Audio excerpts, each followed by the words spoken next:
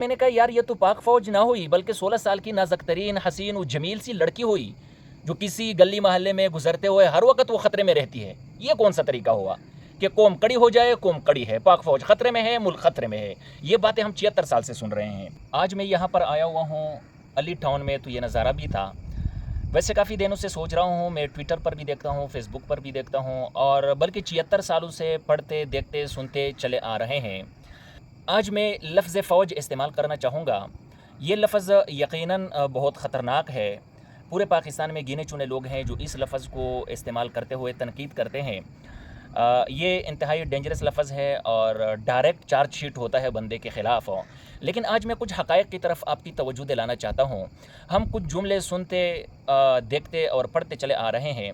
एक ये जुमला लोग कहते हैं जो फ़ौज के कबीले से जिन लोगों का ताल्लुक़ होता है, फिर वो ये तनकीद करते हैं, ये कहते हुए अपना दलील आपके सामने पेश करते हैं कि हम वतन अज़ीज़ रियासत पाकिस्तान को इन डाकुओं, चोरों, लुटेरों और गद्दारों के रहम व करम पर नहीं छोड़ सकते। एक ये जुमला आप लोगों ने सुना होगा। फिर 76 सालों से एक ये जुमला हम सुनते हैं कि कौम पाक फ़ौज के साथ कड़ी हो जाए। कौम पाक फ़ौज के साथ कड़ी है, पाक फ़ौज इंतहाई नाज़ुक सूरत हाल से गुज़र रही है। ये जुमले भी आपने सुने हैं। फिर साथ साथ आपने ये जुमले भी सुने होंगे कि अगर पाक फ़ौज ना होती तो वतन अज़ीज़ रियासत पाकिस्तान भी ना होता। आज ईद उल अज़हा का दिन है। आज अगर हम ईद उल अज़हा मना रहे हैं घरों में खुशी खुशी, तो यकीनन ये पाक फ़ौज की मरहून मिन्नत है। तो ये सारी जुमलेबाजी आप लोगों ने सुनी है। जब मेरे सामने ये जुमला आता है, उस दिन भी किसी ने लिखा था कि पाक फ़ौज इंतहाई नाज़ुक सूरत हाल से गुज़र रही है, पाक फ़ौज के साथ खड़ा होने की ज़रूरत है, कौम कड़ी हो जाए पाक फ़ौज के साथ। तो इस पर मैंने कहा यार ये तो पाक फ़ौज ना हुई बल्कि 16 साल की नाज़ुक तरीन हसीन और जमील सी लड़की हुई जो किसी गली मोहल्ले में गुजरते हुए हर वक्त वो ख़तरे में रहती है। ये कौन सा तरीका हुआ कि कौम कड़ी हो जाए? कौम कड़ी है, पाक फ़ौज ख़तरे में है, मुल्क ख़तरे में है। ये बातें हम 76 साल से सुन रहे हैं। लेकिन दूसरी तरफ मैं आपकी तवज्जो दिलाना चाहता हूँ, आप अपने अड़ोस पड़ोस में ज़रा देखें। हम अफ़गानिस्तान की मिसाल ले लेते हैं। क्या वहाँ पर आप लोगों ने किसी से सुना है कि अफ़गान फ़ौज जो उनकी तालिबान की शक्ल में है उनके साथ खड़ी हो जाएँ? अफ़गान अवाम उनके साथ खड़ी हो जाएँ क्योंकि ये ख़तरे में है? नहीं सुनेगा, आपको सुनने को नहीं मिलेगा ये आपको। क्या आपने इंडिया में ट्विटर पर, फेसबुक पर इसी तरह का कोई कैंपेन देखा है कि हिंद फ़ौज के साथ खड़े हो जाएं? क्योंकि हिंद फ़ौज क्रिटिकल सिचुएशन में है। चाइना के साथ वो बिल्कुल बॉर्डर्स पर हालत जंग में है। यकीनन इस तरह के अल्फाज, इस तरह के ट्रेंड्स आपने कहीं पर नहीं देखे होंगे। और फिर ये भी कहते हैं कि आप लोग पाक फ़ौज पर तनकीद ना करें, इज़्ज़त व एहतराम करें। जी क्यों नहीं, हम करेंगे, हम तनकीद नहीं करते। लेकिन आप पड़ोस मुल्क में भी तो देखें ना, वहाँ पर इस तरह के ट्रेंड्स नहीं है। लेकिन क्यों नहीं है? इसलिए नहीं है क्योंकि वहाँ पर इनको पता है कि हिंद की फ़ौज हिंद के लोगों की हिफाजत के लिए है। यहाँ पर मेरी फ़ौज का कोई एक कारनामा तो बताएं। सियासत में मुदाखलत ये करते हैं, हर पुलिस स्टेशन में इनकी मुदाखलत होती है, वाबड़ा ऑफिस में इनकी मुदाखलत होती है। ये नहीं एक मनमानी है, बदमाशी है इनकी।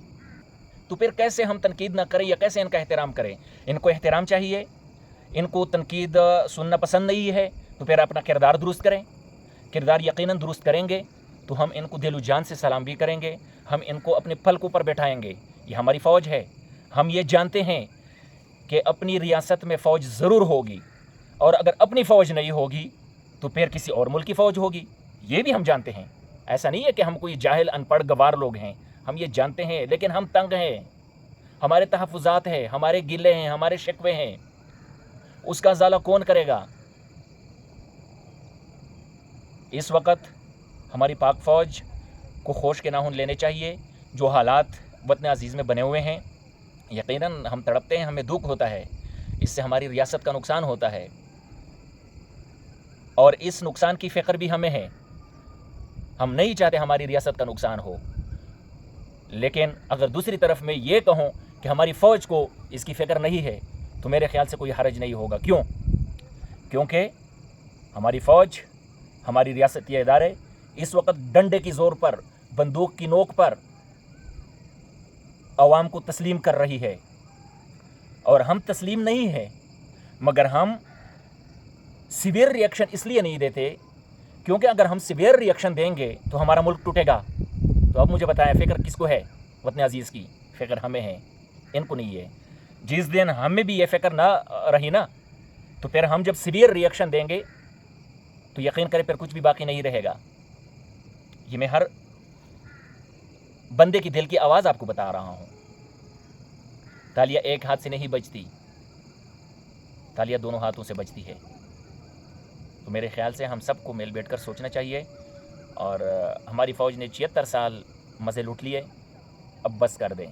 اب عوام کو اپنی مرضی کی حکومتیں بنانے دیں. یہ ملک ہم سب کا ہے اور پہلا حق عوام کا ہوتا ہے.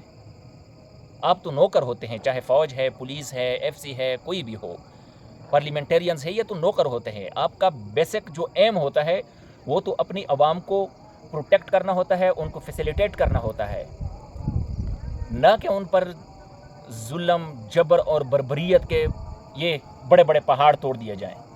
آپ اس لیے نہیں ہوتے, آپ خدمت کرنے کے لیے ہوتے ہیں. تو امید ہے میری یہ باتیں آپ کو پسند آئی ہوگی. اذان ہو گئی, مجھے اجازت دیجیے. والسلام.